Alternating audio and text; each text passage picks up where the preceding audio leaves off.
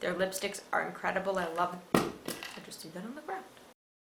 Hi everyone, and welcome back to my channel. So I'm gonna apologize right now and say I'm sorry I did not put up my video on Saturday. I was feeling so crappy and I said I would do it Sunday and I still felt super crappy, so I just didn't do it. And I'm back. It's Wednesday. Life is good. All is well with the world. You just have those days and you just don't want to do it, and I just had that moment, so I'm moving past it. Like I said, we're going with the flow. Just going with it. So let's just, without further ado, jump into this video.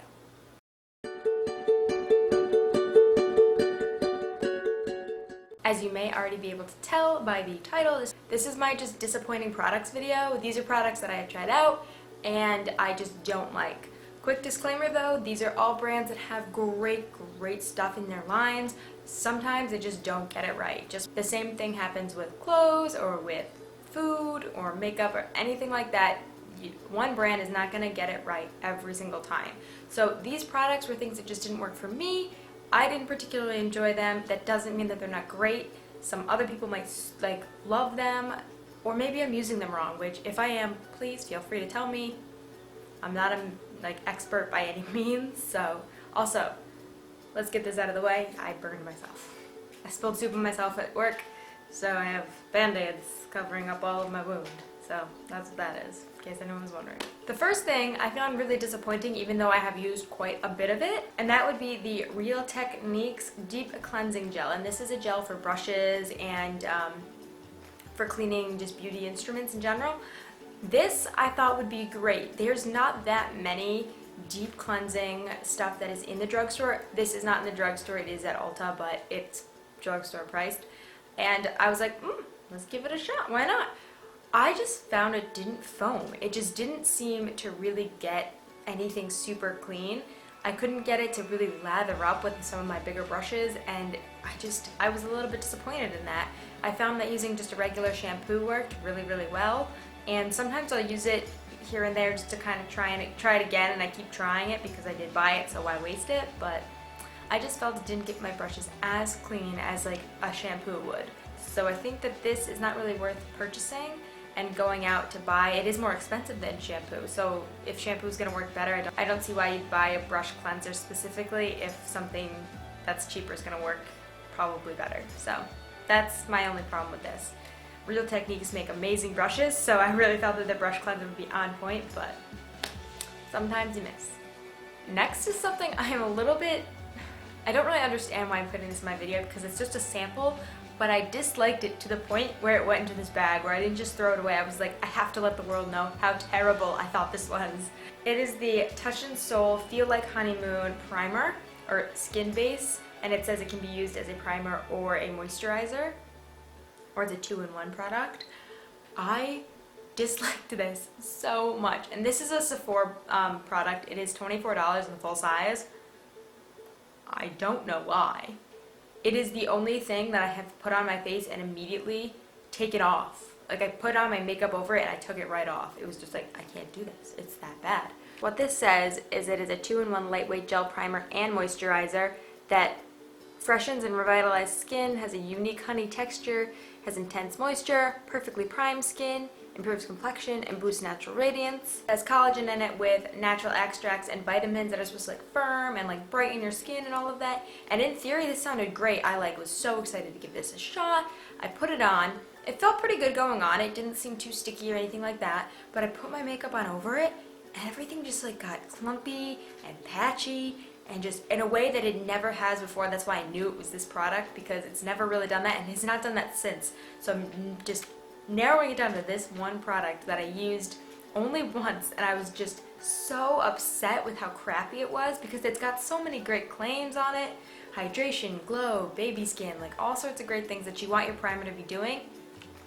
No, it doesn't. It's awful. I'm sorry. It's one of those Korean beauty products. It's really new on the market, but I just don't think, not for $24. No, simply bump. Not.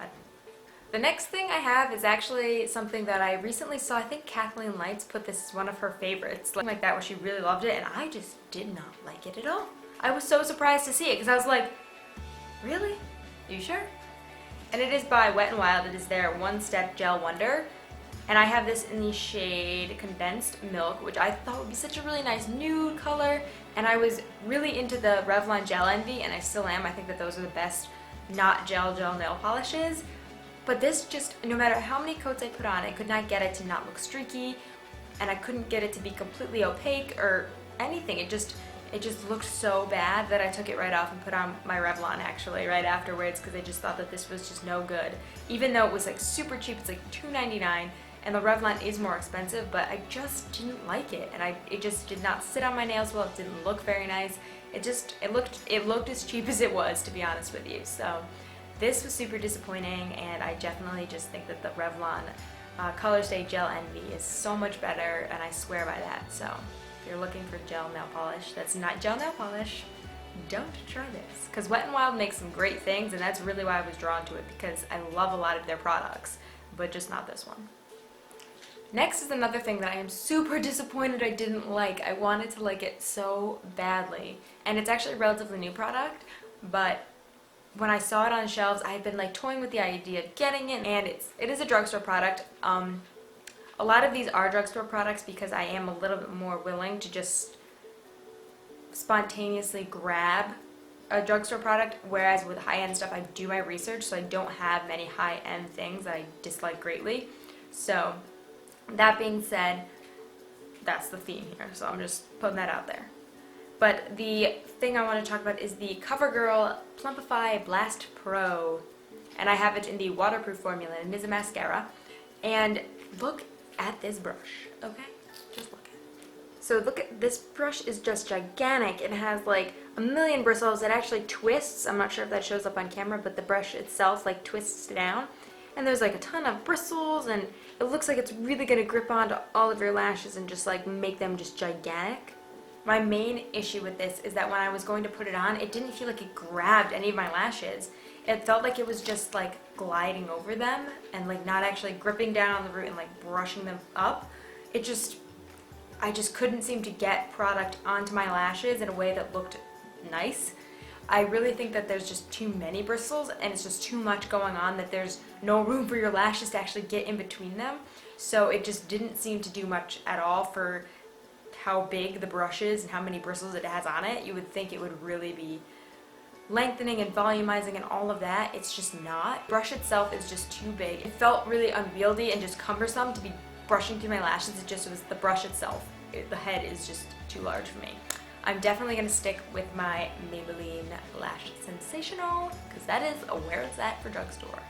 And actually high-end too. I think that it's better than most high-end mascaras as well. So next is another product that I actually got the same time that I got the mascara, so it was kind of a really dud drugstore day, let me be honest. This is the Milani Fierce Foil eyeshadows, and this is in the shade 02, which is Rome, and it's these really, really beautiful lilac colors. These colors are just gorgeous. I was super excited to see them, and as you can see, they're like super shiny, and they're actually a gel formula, which I was a little bit surprised about. They're incredibly pigmented. They are a gel formula, and they are really, really gorgeous, and I am really impressed with the color payoff. My main issue was they continually creased. I could not get them to look just uniform and just gorgeous like all day, because when you first put them on, it is amazing. The one really light, almost pinky purple color down here was one that I was putting all over my lid, and I was like, this is such a beautiful color. It's just so feminine and iridescent, and it was just incredible. And all of the colors in here, I've been obsessed with lilac lately, and these were just like calling me, and I was so excited.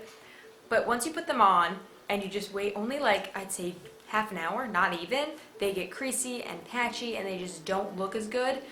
I tried it with different primers to see if that was the problem. I have not tried it with no primer, so I will do that. But I just wish that they were powders. Honestly, I think it's just the gel formula. It just isn't sticking to my eyelids. I was really excited because I thought they'd be as good as the MAC Foil eyeshadows, and they just aren't, and it was really disappointing because Milani makes some of my most favorite products ever from the drugstore. Their lipsticks are incredible. I love them. They make just so many really nice things that I was super disappointed that this was just not amazing. My next product is something I was really surprised I didn't like. That is the Rimmel BB Cream, and it is the 9-in-1 Skin Perfecting Super Makeup, which I featured in, I think, my Drugstore Essentials, a favorites video. I have one of these that I love to death. It's one of my all-time favorite BB creams. But this is the Radiance version. I have the matte version that I love more than anything. The Radiance one, I was like, if I like the matte one, the Radiance one is gonna be beyond amazing. It wasn't at all. It almost dried out my skin more than the matte one. It was certainly not hydrating, or it seemed to break up a lot more on my skin and cling to so many more dry patches, and it accentuated every little line and dry patch on my face, every piece of flaky skin that I had. It just made it look that much more prominent. So I think if you have super clear skin, it would be really nice for you, but if you have any blemishes or any like spots that you really just want to keep under wraps and you're just like, I don't really want that to be the focus of my face, I would not recommend this. The matte one is fantastic, and it's not super matte. It's definitely more of a demi-matte finish. I put my foundation over it a lot of the time, so it doesn't really matter that much, but I was so disappointed. This was supposed to be so good. My final product is one I'm actually mad at. I'm mad because it's a drugstore product. They sell it only at Walgreens, and it was $10. Drugstore products that are $10 should be good. That's all I gotta say. Especially a drugstore lipstick that's $10, okay? Drugstore lipsticks are generally not this expensive, and this is from the brand Circa.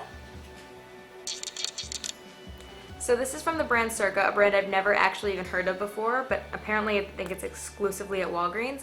And the packaging is just so beautiful, and I was really drawn to this baby pink color, and it was just such a really beautiful pink.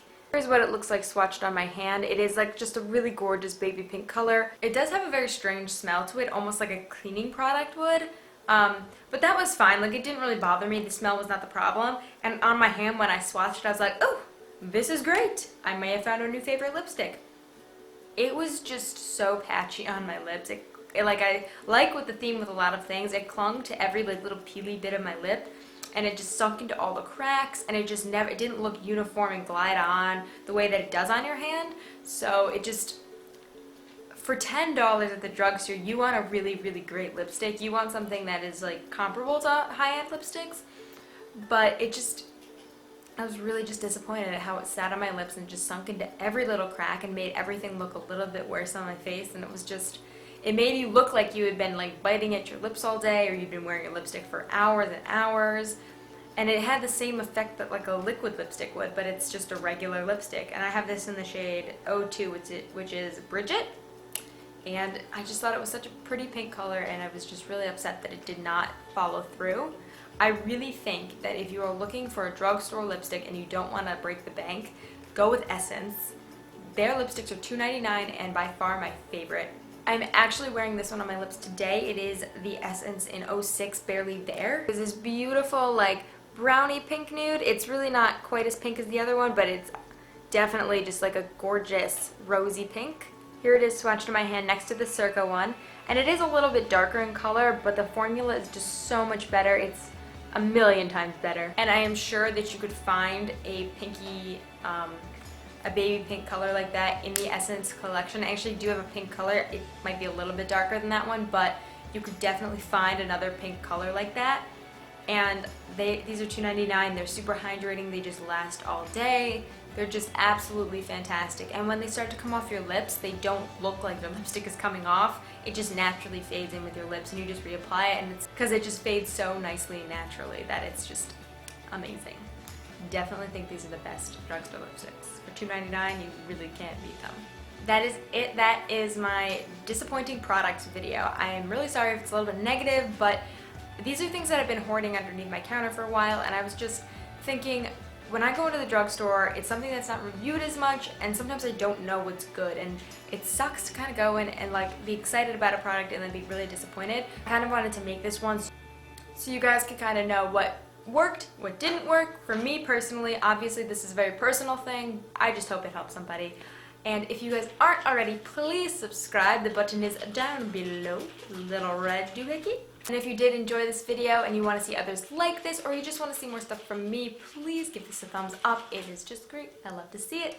And I am also doing a giveaway in another video that I posted, and I will link that below, as well as all of the details to my Tumblr and everything, so you guys can go check that out. It does end on March 19th, which is coming up very soon. It is the 15th, so it is 4 days away for you guys to enter still. and that will be down below as well.